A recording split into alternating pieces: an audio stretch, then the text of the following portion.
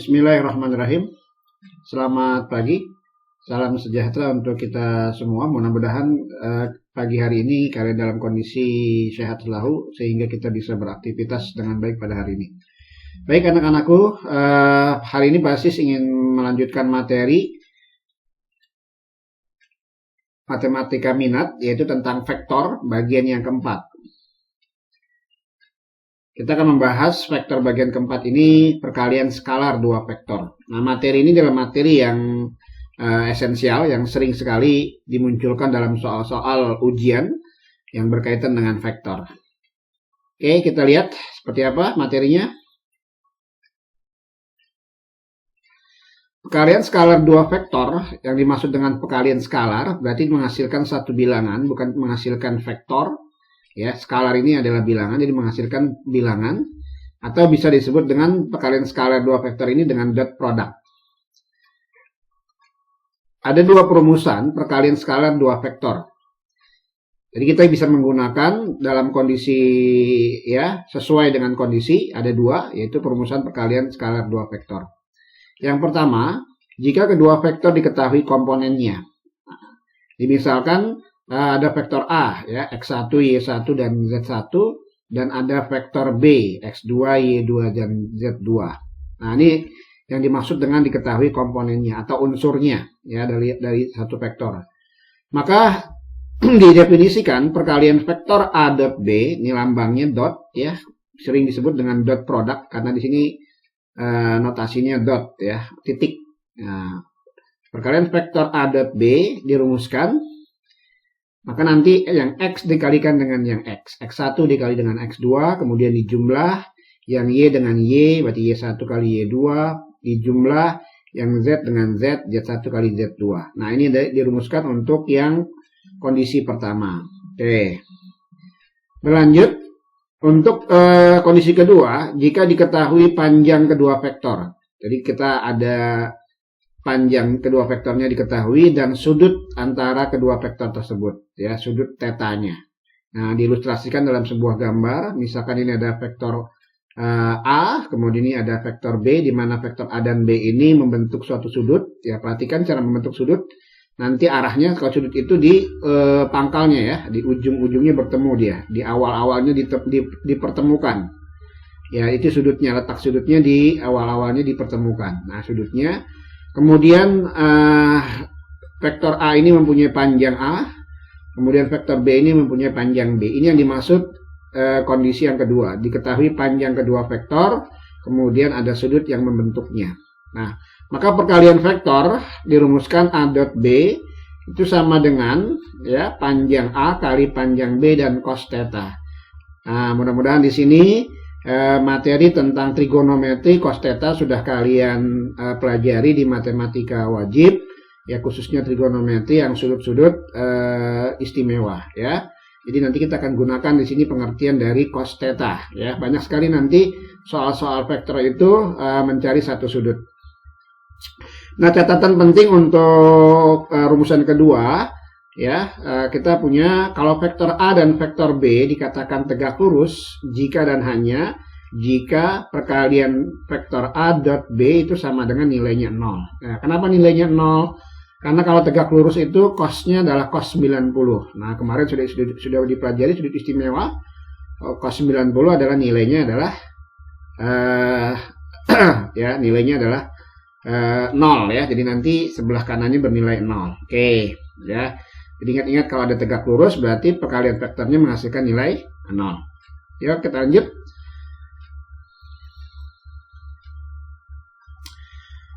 Yang perlu dipahami berikutnya adalah sifat-sifat perkalian skalar dua vektor. Ya, ada dua sifat yang bisa kita masuk. Ya, yang pertama ada sifat komutatif. Nah, atau kumulatif, ya, komutatif seharusnya, ya, bukan kumulatif tapi sifat komutatif. Nah, apa komutatif? Kalau vektor A dikalikan dengan vektor B itu notasinya sama seperti vektor B dikalikan dengan vektor A, jadi bolak-balik, ya, pengertiannya sama. A dot B atau B dot A itu nilainya sama. Kemudian sifat distributif. Nah, distributif ini adalah penyebaran. Kalau ada bentuk seperti ini berarti bisa A dikalikan dengan B, kemudian A dikalikan dengan C. Nah, ini biasa yang berlaku pada sifat perkalian ya. Ada komutatif dan ada distributif. Oke. Secara teori sudah kita pelajari perkalian skalar dua vektor. Kita masuk ke contoh-contoh soal. Perhatikan contoh-contoh yang Pasis berikan. Ya, nanti di bagian akhir ada latihan soal yang tentunya kalian diharapkan untuk bisa mengerjakan latihan soalnya ya dengan baik. Oke, contoh yang pertama. Nah nih, ada sebuah segitiga PQR dengan koordinat titik sudutnya diberitahu sudut P, kemudian sudut Q dan R. Jika PQ mewakilkan vektor U, nah di sini biar lebih cepat ya penulis tidak Pasis membuat vektor U-nya tidak ada panahnya. Ya, PQ wakil dari vektor U dan QR wakil dari vektor F. Nah, maka tentukanlah U dot V. Nah, ini terlihat ada perkalian vektor U dan V. Oke, bagaimana soal ini kita jawab? Kalau kita lihat soal ini yang ditanyakan U dot V, kita belum tahu vektor U-nya apa. Katanya vektor U-nya itu PQ. Maka nanti langkah pertama adalah kita cari U-nya dulu ya, vektor U-nya ya, vektor U-nya. Nah, vektor U-nya adalah vektor ya PQ. Nah, mewakilkan garis luas garis PQ. Pengertian kemarin PQ adalah titik Q dikurang dengan titik P. Maka kita pakai kolom ya, Q-nya masukkan lihat soal berarti min 2, kemudian 1 dan 3 ya. Dikurang dengan P-nya, lihat lagi ke soal P-nya berarti 1, 5, 8. Di sini ada operasi pengurangan ya, operasi pengurangan biasa min 2 kurang 1 jadi min 3. Kemudian 1 kurang 5 berarti min 4, 3 kurang 8 berarti min 5. Oke, sampai sini paham? Kita dapatkan sudah vektor U-nya ya. Berikutnya yang ditanyakan adalah kita cari vektor V-nya dulu, vektor V-nya. V-nya mewakilkan ruas garis QR ya, ruas garis QR. Nah, QR berarti artinya R dikurang Q. Nah, kita cari. Nah, masukkan R-nya, lihat soal, berarti 1, min 6, 0, dikurang dengan R. R-nya adalah Q, maaf, lihat Q-nya berarti min 2, ya. Min 2, 1, 3. Nah, biasanya kesalahan kalian itu tidak teliti ya dalam memasukkan yang diketahui dalam soal ya. 1 kurang min 2, min ketemu min plus berarti 1 tambah 2 nilainya 3. Nah, min 6 kurang 1 berarti min 7, 0 kurang 3 min 3. Oke. Nah, sampai sini ya yang ditanyakan adalah perkalian ya. Di sini adalah perkalian ya vektor ya, antara perkalian vektor. Nah, perkalian vektor U dikali dengan V ya, ini Pasis kasih lambang vektor ya. Nah, baik, yang mana yang kita pakai perumusannya? Nah, untuk kondisi yang seperti ini berarti diketahui komponennya ya. Berarti rumus yang pertama diketahui komponennya. Nah, ini tinggal X1 kali X1. Jadi kalau kita kerjakan nanti X1-nya min 3 dikalikan dengan 3 gitu ya. Berlanjut ditambah lagi ada min 4 ya.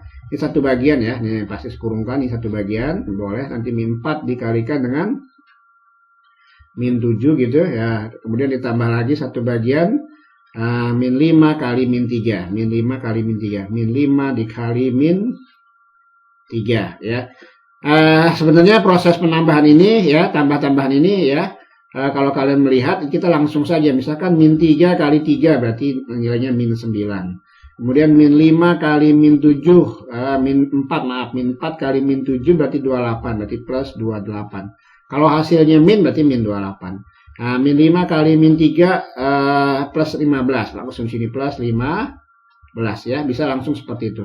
Maka nanti hasilnya adalah ya min 9 ditambah 28. Ini nilainya 21 gitu ya. 21 ya tambah 15 ya. 21 tambah 15 berarti nanti 36. Nah, ternyata hasilnya adalah sebuah bilangan. Ini yang dimaksud dengan saklar ya. Menghasilkan suatu bilangan. Oke, sampai sini paham ya? Baik, kita berlanjut. Ya. Oh, maaf. Ini bukan 36. Nah, ini ada kesalahan menghitung Pasis ya. Oke, ini bukan 36. Coba diulang lagi. Min 29. Ya, ini nilainya kan 19 kalau tidak salah ya. 19. Oke. Berarti 19 tambah dengan 15 ya, jadi nanti dapatnya 34 gitu ya, 34.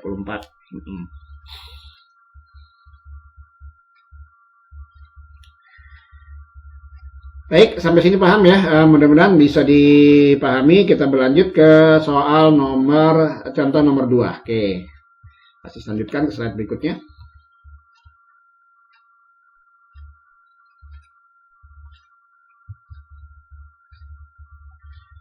Nah, soal nomor 2 ada pilihan gandanya ya. Pasti masukkan pilihan gandanya bagaimana cara mencari bentuk yang seperti ini ya.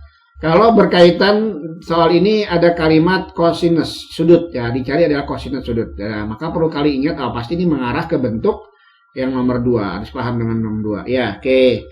Untuk soal ini langkah pertama adalah kita harus cari dulu ya yang mewakilkan guru. Ini garis AB. Jadi kita buat dulu, kita jawab ini AB ya, kita cari dulu vektor AB-nya ya. AB berarti artinya B dikurang A. Nah, ini sama B-nya kita lihat di sini ada 2, 1, 0. Kemudian A-nya adalah 3, 2, min 1 gitu ya. Oke, maka nanti menghasilkan di sini adalah 2 kurang 3 ya, min 1. Hati-hati, ini kurang-kurangan, 1 kurang 2 berarti min 1. 0 kurang min 1 berarti 1. Oke. Kemudian ada lagi yang diinginkan AC ya, vektor AC. Berarti nanti C dikurang A.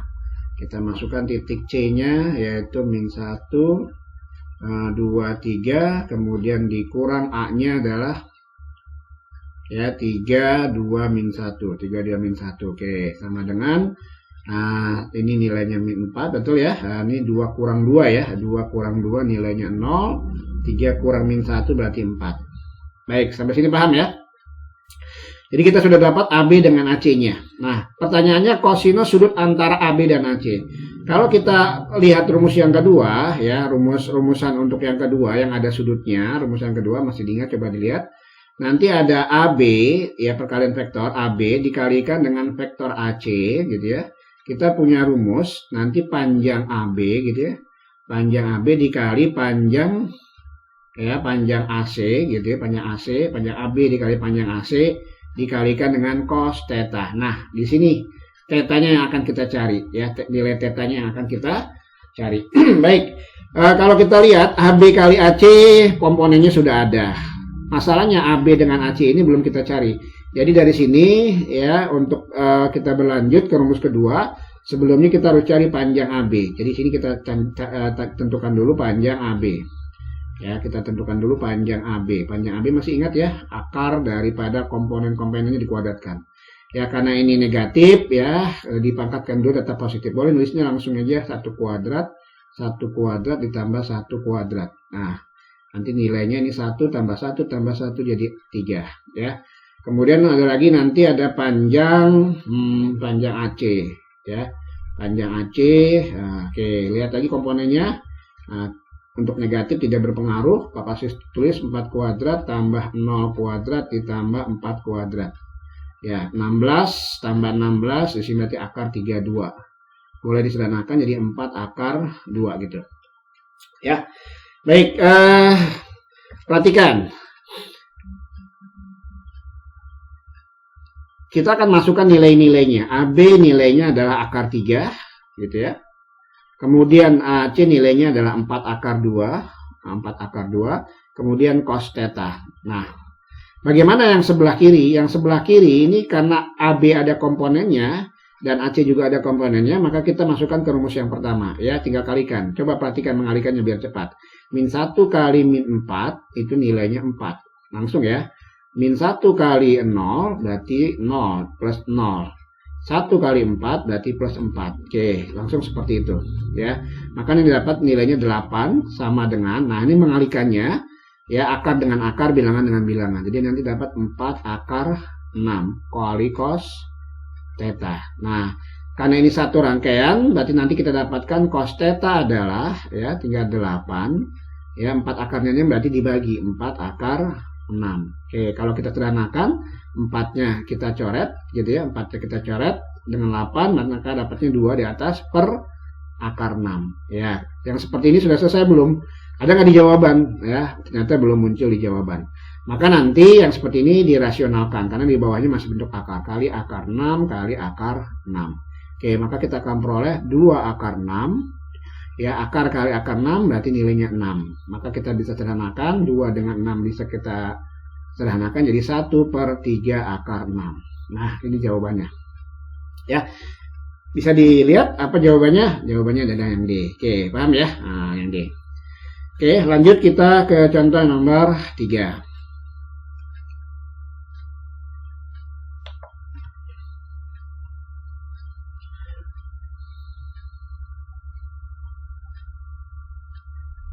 Oh, contoh nomor 3 masih berkaitan dengan sudut ya. Tadi sudah dijelaskan dengan sudut. Nah, di sini pemahaman tentang sudutnya akan diperdalam kembali ya. Oke, kalau kita melihat vektor A-nya sudah ada, vektor B-nya sudah ada ya, sudah diwakilkan, sudah ada vektor A. Nah, kemudian yang ditanyakan sudut antara vektornya adalah alfa, maka besarnya alfa. Maka dengan cara yang sama ya, kalau soal ini berjalan dari rumus nomor 2 ya, rumus perkalian vektor. Jadi kita bisa tuliskan misalkan ada vektor A dikalikan dengan vektor B, nanti panjangnya adalah panjang vektor A dikali dengan panjang vektor B. Nah, muncul di sini cos theta. Ya, bukan cos theta, yang dipinta di sini adalah cos alfa ya, ada cos alfa. Oke. Masukkan pengertian dari sebelah kiri dulu, A dot B. A dot B ini berarti kan mengalihkan komponen-komponennya, rumus 1 ya. Rumus 1 komponen-komponennya ya. Oke. Sebelumnya kita lakukan dulu ya, coba. Sebelumnya tapi bisa kita lihat, sebelumnya kita harus mencari ya, dari sini kita harus mencari panjang A-nya dulu ya. Kita cari panjang A-nya dulu nih, dari soal ini kita cari panjang A-nya. Panjang A-nya berarti 2 kuadrat ditambah 1 kuadrat ditambah 3 kuadrat. Oke. Ini berarti 4 ditambah 1 tambah 9. Nah, berarti ini akar daripada 14. Kemudian panjang B-nya ya, panjang B-nya kita bisa melihat di sini adalah akar dari berapa tuh? 1 kuadrat ditambah 3 kuadrat ditambah 2 kuadrat. Oh, ternyata nih sama nilainya. 1, 9 ditambah 4 sama dengan akar 14 ya. Baik, kita masukkan ke dalam rumus ya. A dot B pakai rumus 1 karena komponennya. Berarti nanti min 1 kali 2 gitu ya. Basis langsung ya, sini min 2. 3 kali 1 berarti dapatnya positif 3. Min 2 kali min 3 dapatnya positif 6. Berarti positif 6. Yang ini masukkan berarti akar 14 dikali akar 14 kali cos alfa. Oke. Kalau kita melihat ini nilainya adalah berapa nih? Min 2, 9, berarti ini dapatnya nilainya 7 gitu ya. Ini akar kali akar yang sama berarti 14 kali cos alfa. Oke. Ini boleh diputar dulu boleh, berarti cos alfa ya. 14 cos alfa sama dengan 7. Nah, dapat cos alfanya. Cos alfa sama dengan 7 dibagi 14. Oke. 7 bagi 14 berapa nilainya? 1/2. Nah, perhatikan yang ditanyakan bukan kosinus tapi alfanya. Nah, untuk yang seperti ini terlihat ini adalah nilai istimewa ya. Nilai istimewa. Nah, ya kalau kalian memperhatikan nilai istimewa ini berlaku pada sudut istimewa. Nah, kan nanti kalau tadi yang soal nomor 2 itu nilainya tidak istimewa ya. Jadi susah mencari alfanya, harus menggunakan kalkulator. Nah, kalau ini nilai istimewa, maka nanti kita punya nih ya cos alfa yang nilainya setengah.